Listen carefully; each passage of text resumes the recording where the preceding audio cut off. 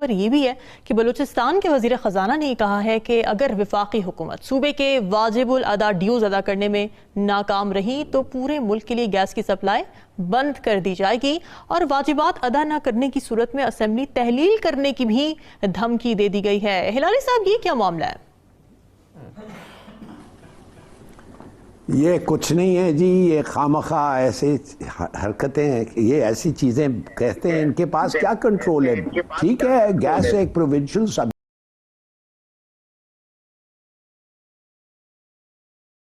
बिजली के निर्खों में सहमाही बुनियादों पर इजाफे का ऐलान किया था और आज की खबर ये है कि गैस के निर्ख 112% तक बढ़ा दिए गए हैं।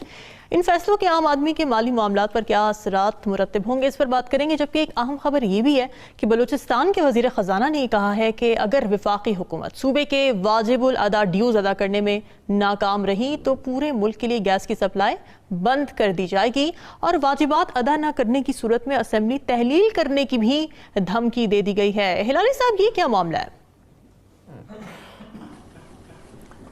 ये कुछ नहीं है जी, ये खामखा ऐसे हरकतें हैं, ये ऐसी चीज़ें कहते हैं, इनके पास क्या कंट्रोल है। ठीक है, गैस एक प्रोविंशियल सब्जेक्ट है, मगर इनके पास इख्तियार नहीं है। गैस फेडरल गवर्नमेंट कंट्रोल कर रहा है इस वक्त। क्या करेंगे वो? पाइपलाइंस काट देंगे क्या?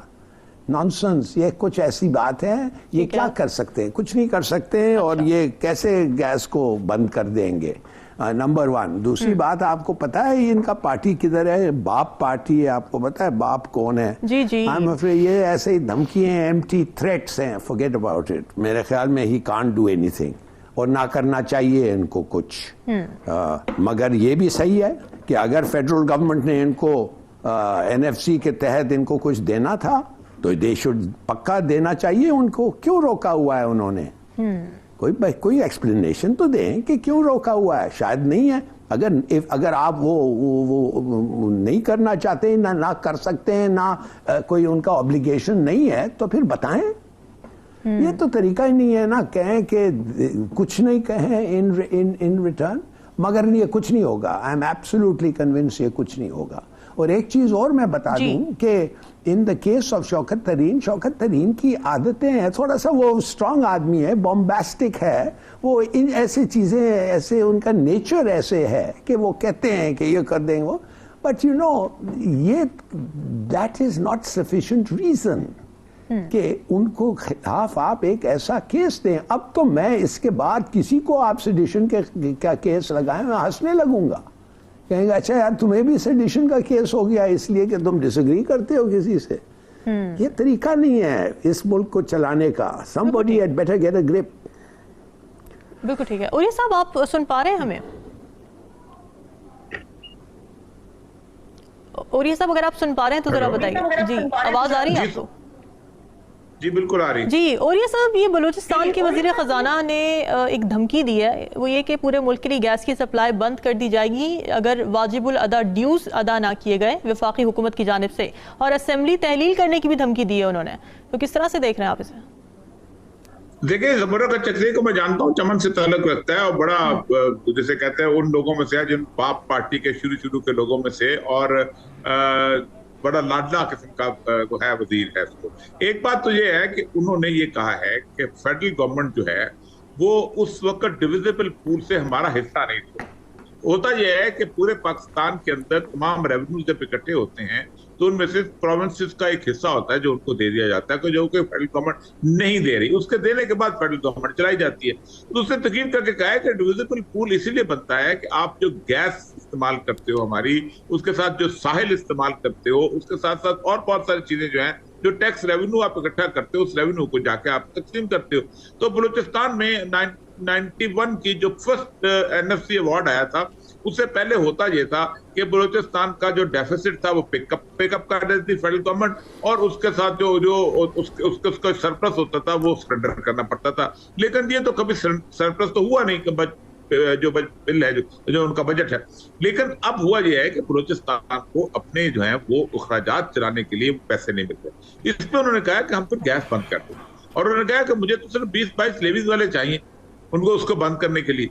आप मुझे ये बताइए कि जब प्रोविंशियल गवर्नमेंट ये कह रही होगी और आपने 2001-6 से अकबर बुगटी के इंसिडेंस के बाद पूरे बलूचिस्तान को आग और खून में तकसीम कर रखा हुआ है, और आपको वो इलाके, वो सुई का इलाका, वो लोटी का इलाका, इस तरह के 3-4 जो गैस फील्ड हैं, जहाँ कभी 1 या 2 या 3 लोगों से आप अपने उसके पास चला लिया करते थे, उनको उसकी हिफाजत कर लिया करते थे। आप सबसे बड़ी बात यह है कि 1000 दफा कहा है कि आप इस मुल्क में इलेक्शन करवाएंगे, तो उस इलेक्शन के नतीजे के अंदर लोगों को अंदर एक होप क्रिएट होगी। वो होप हो सकता है टूट भी जाए, हो सकता है बेहतर ना हो, लेकिन कुछ देर तक आप उसको संभाल सकते हैं, उसको आगे चला सकते हैं। लेकिन नहीं, ये तो मसला सारा यही है कि हमेशा वो एक टेंडेंसी कि ये जो बेसिकली मुल्क है, इस मुल्क में जब तक हमारी मर्जी की हुक्मरान नहीं आते, हमारी बातों पे चलने वाले नहीं आते, हमारे इशारों पर नाचने वाले नहीं आते, ये मुल्क जो है, इस मुल्क में भले इलेक्शन होते हैं तो हम तो नहीं मानते और हम तो नहीं होने देंगे। यही वही बलूचिस्तान के अंदर हालत बनी है। और मैं बात बताऊं कि बलूचिस्तान के हालात जितने बिगड़े हुए हैं और जो इस तरह की सूरत हाल है, अगर वो KPK के हालात के साथ मिल गए और जो आपकी इस वक्त सिचुएशन है, आप नहीं संभाल सकोगे। हमने इस मामले में उम्र गुजारी हुई है, हमने 24 साल इसी बलूचिस्तान में गुजारे हुए हैं, हमें स्ट्रेंथ्स का भी पता है, हमें वीकनेसेस का भी पता है, हमें अंदाजा है कि किस तरीके से आप लोगों के साथ बेहतर रवैये के साथ चीजों को आगे बढ़ाते हैं और कैसे आप उनके साथ ज्यादा ताल्लुकात रखते हैं। आपने अगर वहां की पॉलिटिकल लीडरशिप को नाराज कर दिया तो फिर होगा ये कि बहुत छुप के फिर कोई आपका साथ देगा तो देगा, वरना कोई नहीं देगा फिर आपका साथ। बड़ी मुश्किलात खड़ी हो सकती हैं। अच्छा इलाली साहब, हुकूमत और IMF के वर्चुअल मुज़ाकरात बहाल हुए हैं, तो अब जबकि हुकूमत IMF की मुतादिद शराइत पर अमल दरामद शुरू कर चुकी है, तो पाकिस्तान को कर्जे की मद में कुछ हासिल होने का इम्कान है जल्द? जीरो आपको मिलेगा, इसलिए कि मैं आपको बताता हूं क्यों। आपने तो वादा कर लिया है। आपको मैं बताऊं, सऊदी अरेबिया, चीन, UAE और कतर, उन्होंने सब कहा है कि जब तक IMF प्रोग्राम रिज्यूम नहीं होगा, नो क्रेडिट। बिल्कुल। दूसरी बात, देखिए आपने एक बहुत बड़ा फैसला किया है जो पता नहीं लोग उसके बारे में जानते नहीं हैं या बात नहीं करना चाहते हैं। आपने ऐसा फैसला किया है कि आपका जो कर्ज है, सर्कुलर डेट जो है, जो 2.4 ट्रिलियन माने खरब, आपको पता है कि रोज इस 2.4 खरब को रोज एडिंग कितना हो रहा था? 2.1 अरब रोज ऐड हो रहा था इस डेट को। अब इसको तो खत्म करना था आपको। बिल्कुल। तो आपने क्या किया?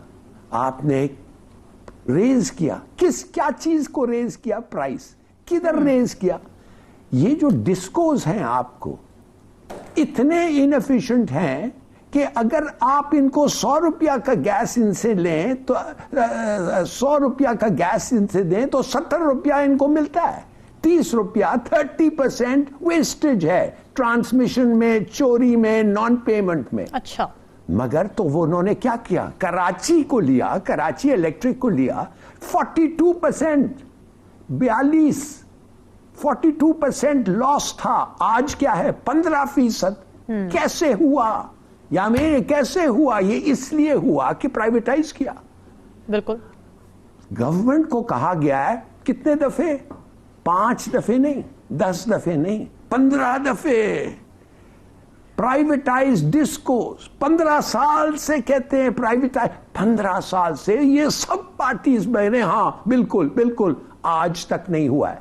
और क्या हो रहा है कि वो 30% नुकसान हो रहा है उनका ट्रांसमिशन, थेफ्ट और नॉन पेमेंट में। जब 15% कर रहा है कराची फ्रॉम 42, इन लोग तो 5-6%, 10% पे आ जाएंगे, मगर इनको परवाही नहीं है।